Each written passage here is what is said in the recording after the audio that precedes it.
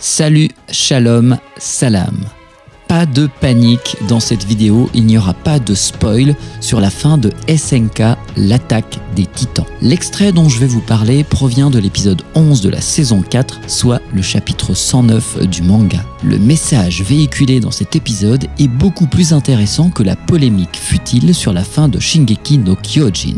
Même si vous ne connaissez pas le manga ou la série animée, le contenu de cette vidéo pourrait néanmoins vous intéresser.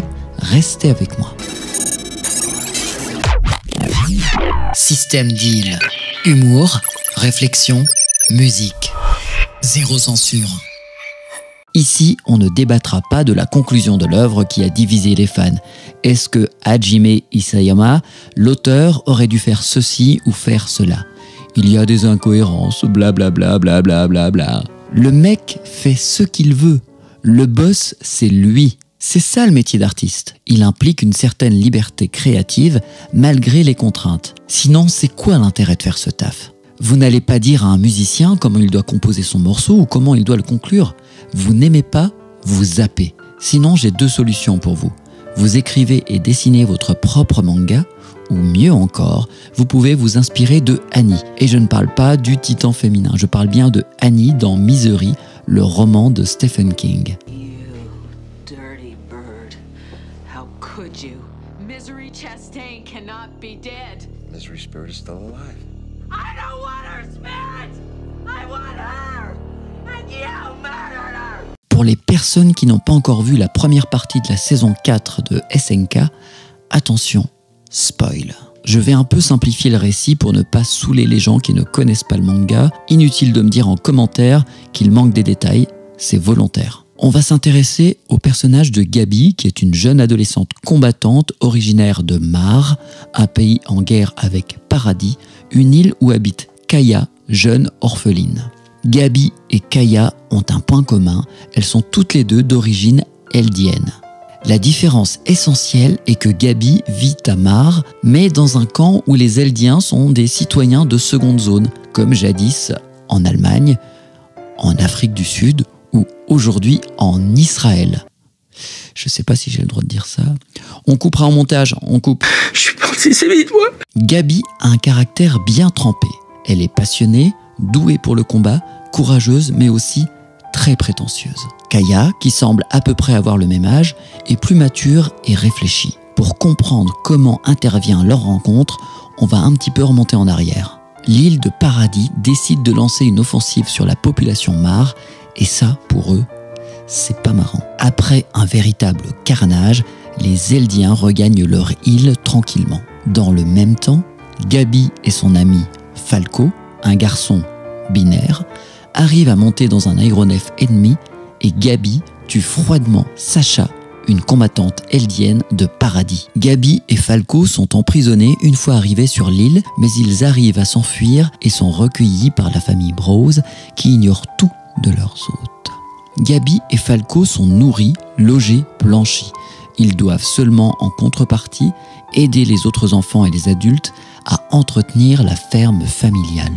Kaya surprend une discussion de Gabi et Falco et comprend qu'ils viennent de Mar. S'ensuit une violente dispute où Gabi ne mâche pas ses mots. Elle éprouve une haine immense et aveugle à l'encontre du peuple eldien de Paradis qui serait la cause de l'asservissement des Eldiens habitants de Mar. Pour Gabi, les Eldiens de Paradis sont des démons qui tuent de manière froide depuis des millénaires. Selon elle, les Eldiens actuels sont également responsables des crimes de leurs ancêtres et le monde n'oubliera jamais leurs méfaits, quoi qu'ils fassent. Kaya, de manière naïve, lui répond que sa mère, qui a été un dommage collatéral d'une opération militaire Mar, n'a rien demandé à personne. Elle habitait en toute quiétude dans un village, elle n'était pas combattante et ne connaissait même pas l'existence de Mar. Elle n'en avait donc pas encore marre.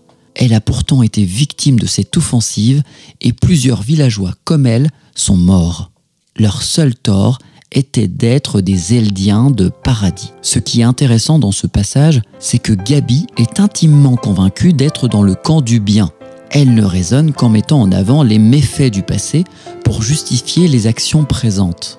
On naîtrait démon ou ange sans perspective d'évolution ou de nuance. Sa vision est binaire. Falco, son camarade, est lui beaucoup plus nuancé et empathique. Vous me direz, normal, c'est un mal. Je ne sais pas ce qui vous fait dire que je suis un homme, mais je ne suis pas un homme. Il n'y a pas de camp du bien, sauf évidemment si on est américain. L'ennemi, en fonction d'où on se trouve, n'est pas le même, et une victime reste une victime, quel que soit son camp. Je voulais utiliser cet extrait de l'Attaque des Titans pour faire une analogie avec notre société actuelle. Les tensions entre communautés ont comme principale toile de fond le passé, cette fameuse histoire. Un Français d'origine algérienne, né en 2005, a connu quoi de la guerre d'Algérie? Son camarade Pierre-Jean, j'ai pris le prénom complètement par hasard. Souchien, né comme lui en 2005, a quoi à voir avec les atrocités de cette guerre? Un Allemand de 10 ans doit-il porter le fardeau de la Seconde Guerre mondiale lorsqu'il rencontre une personne d'obédience juive?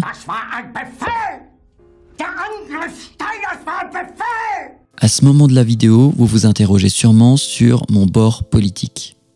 Je ne suis ni de gauche, ni de droite. C'est un mouvement politique qui ne sera pas à droite, qui ne sera pas à gauche. Je vous rassure, je ne suis pas marcheur pour la Macronie et en réalité, je ne vote plus depuis bien longtemps. Je trouve juste dommage qu'il n'y ait plus de nuances. Chaque communauté ou corporation voulant prêcher pour sa propre paroisse en France. Les nationalistes durs refusent l'éternelle repentance pendant que les indigénistes, eux, souhaitent des excuses permanentes.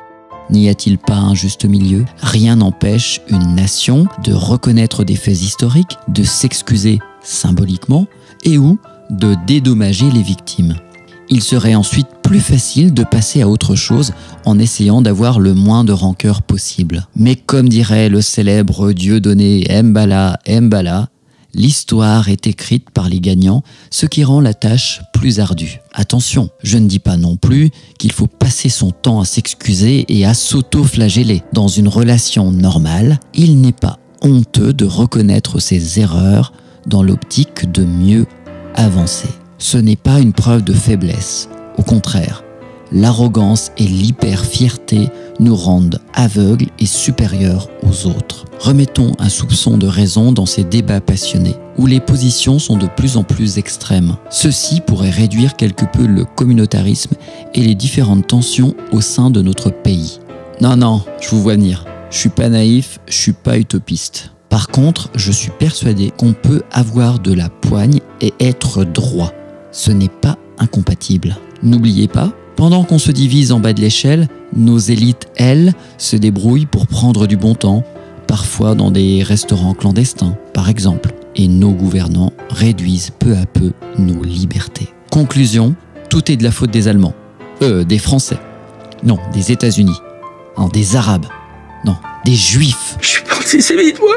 Pendant que les fans de SNK se déchirent pour savoir si Eren est vraiment badass, si Mikasa est plus forte que Rivai, si le titan assaillant est le plus puissant des personnages tout manga confondus, peu de personnes débattent des vrais thèmes de société véhiculés dans l'œuvre. Je vous réponds quand même, le plus fort de tous les persos, c'est...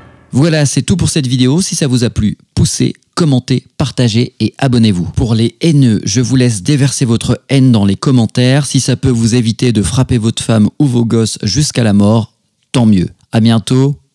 Ciao. Système Deal. Humour, réflexion, musique. Zéro censure.